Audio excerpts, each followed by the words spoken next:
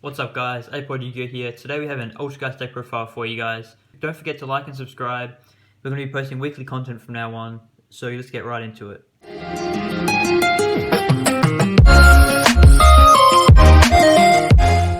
So for the monsters we play 3 Milliseek, 2 Marionetta, 1 Multifaker, 2 Sucratos, and 1 Concrete.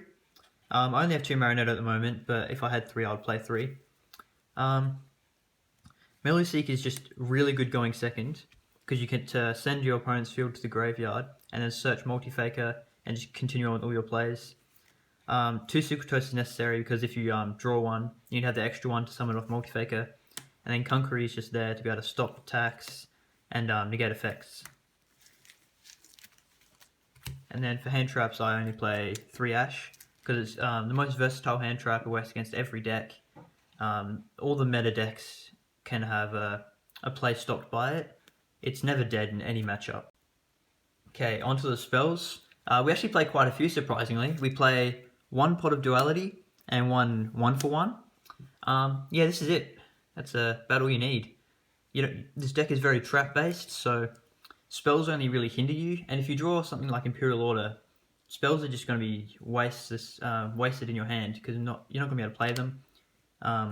But 1 for 1 is just to get out Milliseek, which sets up your Multifaker play, because you just want to be able to get to that as consistently as possible. Same Pot of Duality. The only thing is it can conflict with Multifaker, but you just would rather have the Multifaker than it conflict. Another card that I'm not playing is Pot of Extravagance, purely because of its price. I can't really justify spending that much money on a card. Once it's reprinted though, definitely put it in the deck. Now for the traps, we play 3 Protocol, 3 Spoofing, and 1 Manifestation. The reason I play 3 Protocol is because I only have 2 Marionetta, whereas if you had 3 Marionetta, you'd only play 2. 3 Personal Spoofing just to consistently get to Multifaker, and the Manifestation is just really good, arriving in monsters every turn, just keeping your engine going. And I play the full Solemn package, so 3 Judgment, 3 Strike, and a Warning. The life points don't really matter in this deck, because you can block attacks with Concrete and Linkuriboh, so you're not really going to get OTK'd very often. And being able to stop a key play your opponent makes is worth the life points in most cases. Then I play 3 Crackdown, just being able to steal monsters all the time. If they're going for the OTK, you can just steal their Boral Sword. They can't really kill you if you have this, because you just steal whatever they have. And then 1 Imperial Order. So many decks just die when you flip this, so it's worth playing, may as well. And then I play a small Trap Trick engine, 2 Trap Trick, 2 Heavy Storm Duster, 2 Compulsory, and 2 Lost Wind. Now I would play 3 Trap Trick, but I only have 2. But it's just good being able to use Trap Trick to get out either Spell Trap Disruption or Monster Disruption. It's just whatever you want it to be, and it lets you trigger Multifaker sometimes if you have a certain combination of cards that don't allow you to do it with otherwise. So you Trap Trick into Lost Wind, and then Lost Wind triggers the Multifaker if you say search it off something. Or you can Trap Trick into something and then activate the trap on your turn, and then trigger Multifaker on your turn. But the reason I don't play 3 of these cards is because seeing them in multiples just isn't that good. So like Heavy Storm Duster, you never really want to see 2 because it's just useless. And if you set it off Trap Trick, it ensures that you banish 1 and set the other, so you're never going to see it again. So you're going to see more of your other cards after that. So that's it for the traps.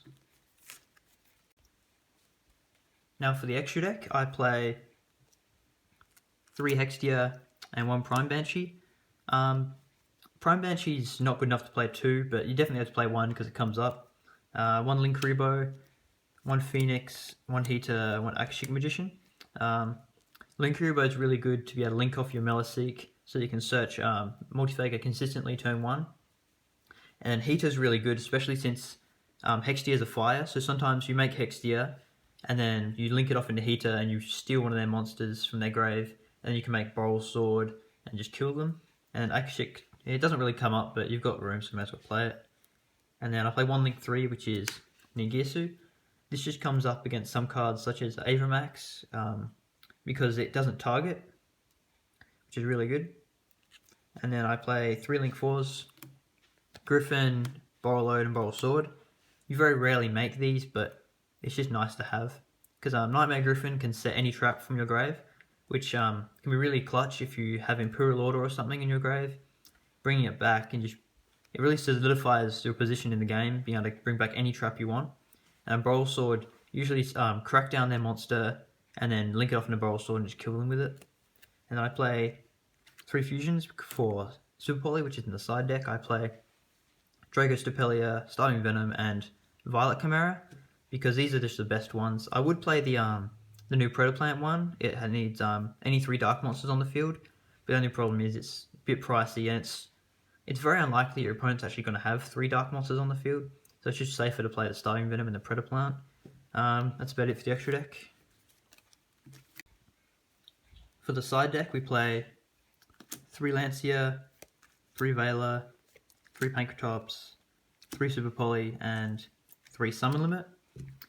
Now, if say you're facing Thunder Dragons, you would side in going second, you would side in, well, you could side in all 12, you probably wouldn't, but it depends on the build they're using.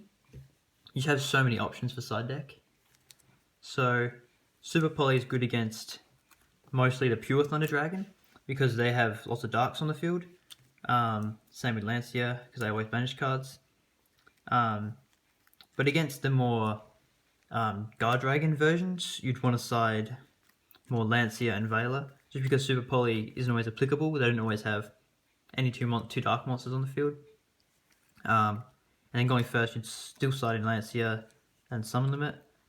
The one thing about this side deck is it doesn't really address traps and spells, apart from Pankratops. But that's not really too much of an issue, especially since the main deck does a pretty good job of that anyway. And against Salamangreat, Great, most of these cards are pretty applicable apart from Lancia. So it has a pretty good matchup against most of the meta decks, just because Orcust you have Lancia, Salamangreat Great you have Super Poly, Summon Limit, and Striker you have Pankratops plus the Heavy Storm Dusters in the main. So it has a pretty good range matchup against everything. It's pretty versatile deck. That's it for the side deck. Alright guys, that's it for the video. I hope you enjoyed. Be sure to like and subscribe, and tune in for our videos next week. We're going to be posting more duels, deck profiles, so be excited. Got a lot more coming in the future. See you guys next time.